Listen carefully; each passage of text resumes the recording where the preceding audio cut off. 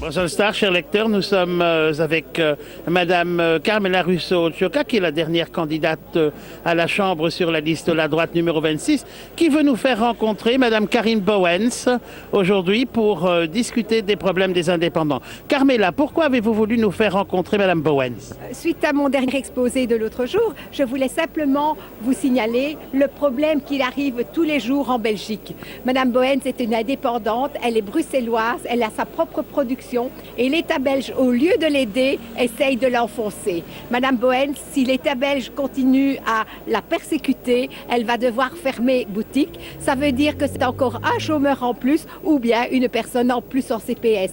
Ne croyez-vous pas que l'État, nos gouvernements actuels devraient faire un pas, un petit geste pour aider les petits indépendants? Madame Bowens, racontez-nous votre histoire. D'abord, qu'est-ce que vous vendez? Je vends des quiches, je vends des tartes à jotte, un peu de pâtisserie et surtout du miel de propre production. On produit en France, en Espagne, en Italie et on vend que du miel, 100% miel d'une qualité supérieure que vous trouvez dans le commerce normal. Nos lecteurs auront reconnu ici le marché du Châtelain. Ça veut dire que régulièrement vous faites les marchés, madame? Moi, je fais 10 marchés par semaine, donc je suis occupée tous les jours. Et 3 jours de la semaine, je fais 2 marchés. Et qu'est-ce qui vous est arrivé? Eh bien, en étant malade, j'ai reçu un coup de fil des contributions de Halle, qui ne voulait absolument pas entendre comme quoi on peut, comme un indépendant, être malade. Et ça ne savait pas aller vite assez, donc ils ont décidé de ne pas tenir compte comme quoi on n'est pas bien. Ils ont dit que tout le monde qui vient ici sont malades. Ils m'ont vraiment enlevé l'envie de continuer à travailler, envie de vivre, parce qu'ils m'ont annoncé qu'ils vont me taxer pour 2011 et 2012 d'un montant exorbitant que je n'ai même pas gagné, ni sur les 2 ans, ni sur les 2 années. Alors si je dois payer ça, je ne sais pas comment je vais faire. Et qu'est-ce que vous envisagez? Prendre un avocat, mais la justice est chère. Il y a maintenant la TVA sur les avocats, donc tout ça est très cher maintenant. Je ne sais pas prendre un avocat.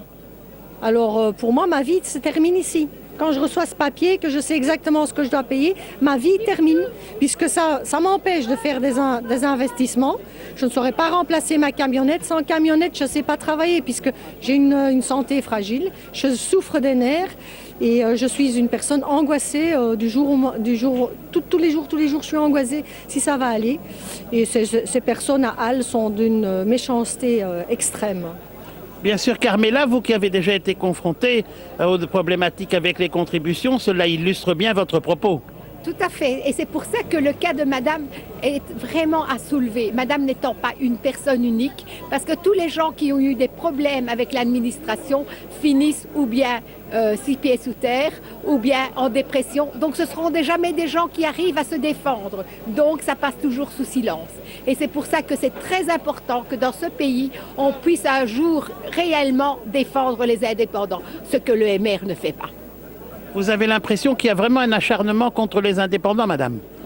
Les petits indépendants et surtout les personnes comme moi, toutes seules, ils croient que tout leur est permis et qu'ils peuvent achever les gens comme ça. Qu'est-ce que vous souhaiteriez pour améliorer la situation? Mais les gens qui travaillent pour les contributions sont plus humaines et comprennent que quand on travaille jour et nuit, que les papiers, pour nous, ça devient en dernier lieu. Et que ça ne vient pas sur 10 jours, même pas sur un mois pour nous contrôler.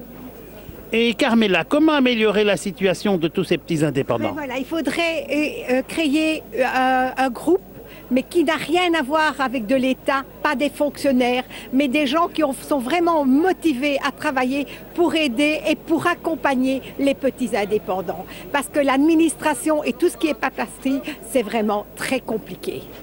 Madame, je vous remercie. Carmela, je vous remercie. Voilà, moi aussi, et bonne journée. Et j'espère surtout qu'on arrivera à une solution pour aider Madame Bowens.